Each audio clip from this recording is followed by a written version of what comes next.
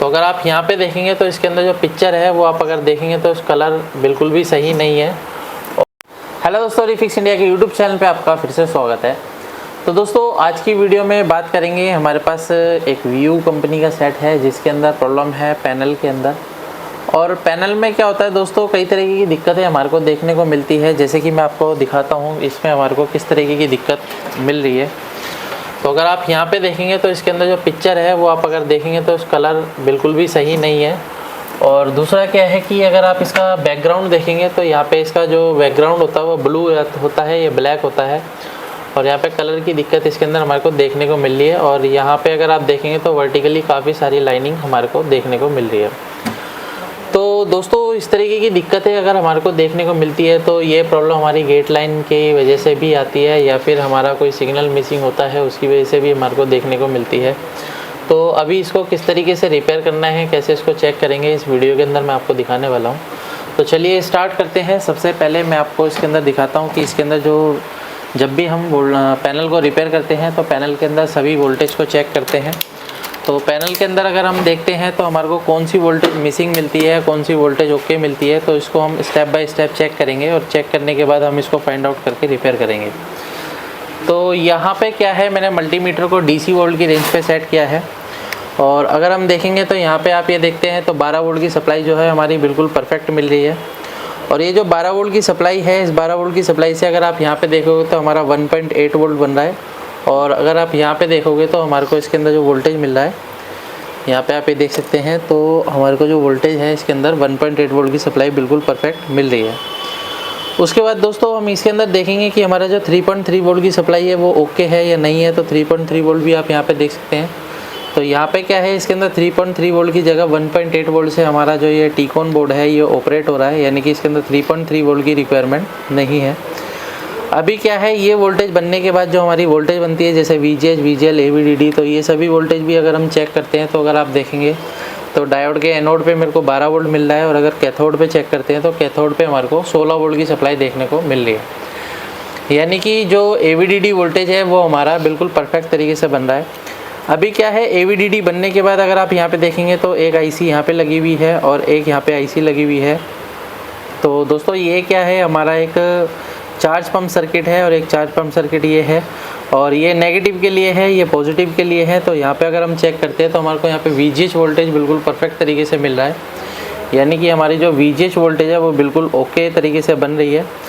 लेकिन अगर हम इसकी VGL वोल्टेज चेक करते हैं तो VGL वोल्टेज के अंदर अगर हम देखते हैं तो हमारे को ये माइनस जो वोल्टेज है वो भी बिल्कुल परफेक्ट तरीके से मिल रही है, यानी कि इसके अंदर ऑलमोस्ट जो वोल्टेज होती है VGH, VGL, ये सभी वोल्टेज जो है बिल्कुल ओके है, परफेक्ट तरीके से बन रही है। और अगर हम यहाँ पे देखते हैं तो ये 16 वोल्ट हमारा को VDD मिल रहा है।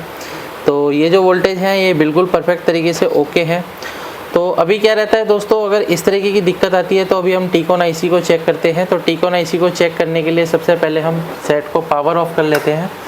और सेट को पावर ऑफ करने के बाद यहाँ पे से आपको LVDS कनेक्टर को रिमूव करना है और मल्टीमीटर को हम डायोड मोड की रेंज पे सेट करेंगे। और यहाँ पे अगर हम देखते हैं कि हमारा कोई सिग्नल मिसिंग तो नहीं है, तो कई बार सिग्नल मिसिंग होने की वजह से भी इस तरीके की दिक्कत हमारे को देखने को मिलती है। तो मल्टीमीटर को मैंने डायोड मोड पे लगा लिया है। अभी हम यहाँ पे चेक करेंगे कि हमारे जो LVDS के सिग्नल होते हैं, तो यहाँ पे अगर हम चेक करते हैं तो हमारे को जो वैल्यू है वो क्या क्या वैल्यू मिल रही है, तो उसको हम स्टेप बाय स्टेप चेक करते हैं। तो चलिए यहाँ से स्टार्ट करते हैं। हमारा जो सिग्नल है तो यहाँ पर आप ये देखेंगे 371 हमारे को मिल रहा है इम्पीडेंस। यहाँ पे भी 371 मिल रहा है, यहाँ पे भी आप ये देख सकते हैं 371 इम्पीडेंस है। ये भी हमारा 371, 372 के आसपास है, तो ये भी ओके है। यहाँ पे देख सकते हैं 371 है, यहाँ पे देखेंगे 371 है।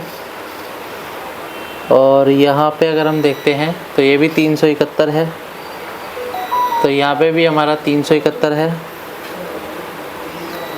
ये भी हमारा 371 है।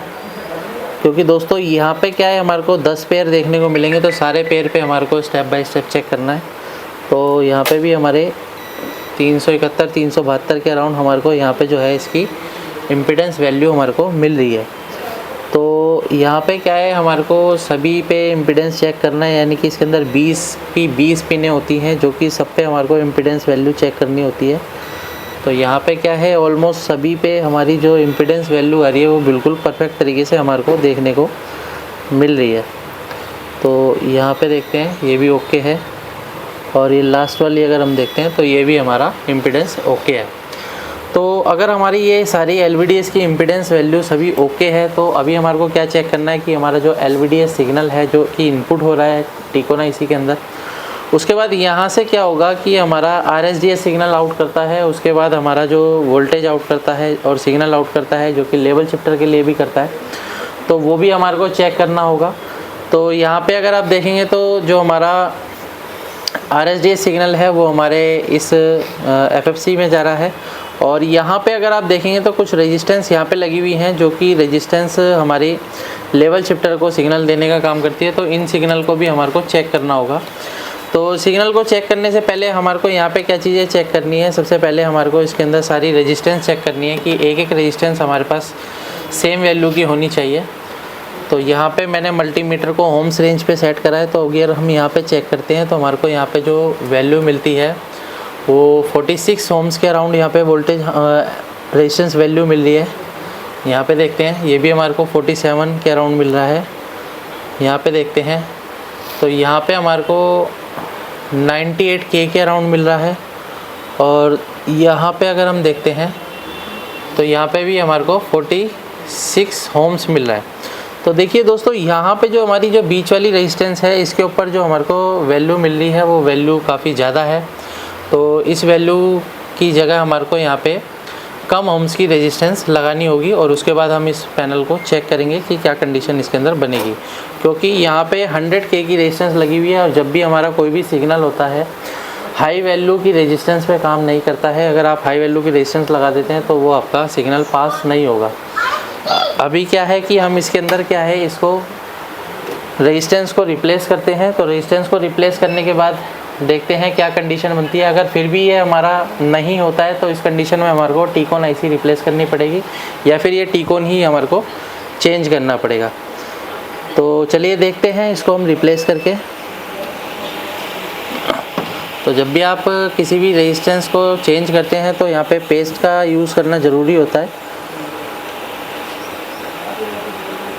तो इसको मैं क्या है रेजिस्टेंस को निकाल लेता हूँ, और यहाँ पे आप ये देखेंगे बहुत छोटा रेजिस्टेंस है। तो ये रेजिस्टेंस मैंने इसका रिमूव कर लिया है, इसको मैं यहाँ पे साइड में रख लेता हूँ। और यहाँ पे अगर मैं दूसरा रेजिस्टेंस लगाता हूँ तो किसी भी PCB में से हम लो वैल्यू की रेजिस्टेंस देख के लगाएंगे।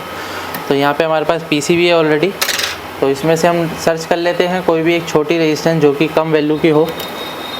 तो वो हमारे को जो है टीकोन IC के आसपास में मिल जाएगी। तो यहाँ पे अगर आप देखते हैं तो यहाँ पे हमारे को 100 ओम की रेजिस्टेंस मिल रही है। तो यहाँ पे 0 ओम की रेजिस्टेंस है।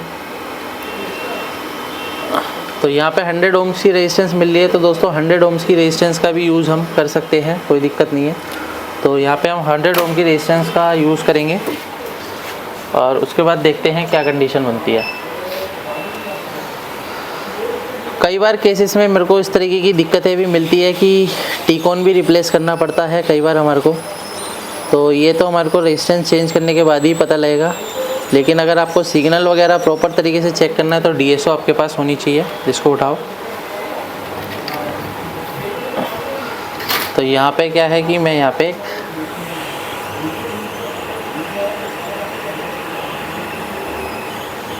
ये रेजिस्टेंस को मैं यहाँ पे शिफ्ट कर देता हूँ। ये देखिए इस तरीके से। तो जब भी आप रेजिस्टेंस को लगाते हैं तो काफ़ी जो एयर होती है वो हमारे को कम रखनी होती है, क्योंकि रेजिस्टेंस जो होता है सबसे छोटा कंपोनेंट होता है, काफ़ी जल्दी ये एयर के प्रेशर से भाग जाता है। तो अभी ये क्या है, मैंने इसको लगा दिया है, और लगाने के बाद हमारे को यहाँ पे थोड़ा सा क्लीनिंग करनी होती है। तो इसको हम थोड़ा सा साफ़ कर लेते हैं इस तरीके से। और यहाँ पे क्या है, अभी इसका टेम्परेचर थोड़ा सा ज़्यादा है।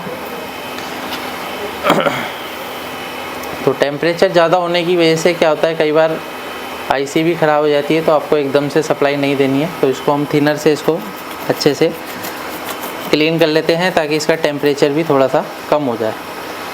उसके बाद क्या है, हम इसकी LVDS लगाते हैं दोबारा से। और LVDS लगाने के बाद इसको अगर हम चेक करते हैं पावर लगा के, तो हमारे पिक्चर की क्या कंडीशन बनती है उसके बाद हमारे को कब पता चलेगा। तो मैं इसको ऑन कर लेता हूँ सेट को।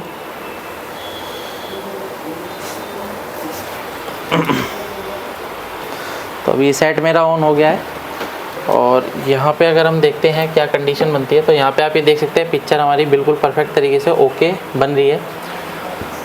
यहाँ पे आप ये देख सकते हैं बिल्कुल परफेक्ट हमारा जो पैनल है वो ओके हो चुका है, यानी कि कलर वगैरह सब इसके ओके हैं, कोई दिक्कत नहीं है। तो इस तरीके से आप भी किसी भी पैनल को आसानी से रिपेयर कर सकते हैं, लेकिन पैनल के लिए पैनल की आपको अच्छी तरीके से जानकारी होनी चाहिए। वीडियो आपको पसंद आए तो वीडियो को लाइक करें, शेयर करें, कमेंट करें। Thank you friends.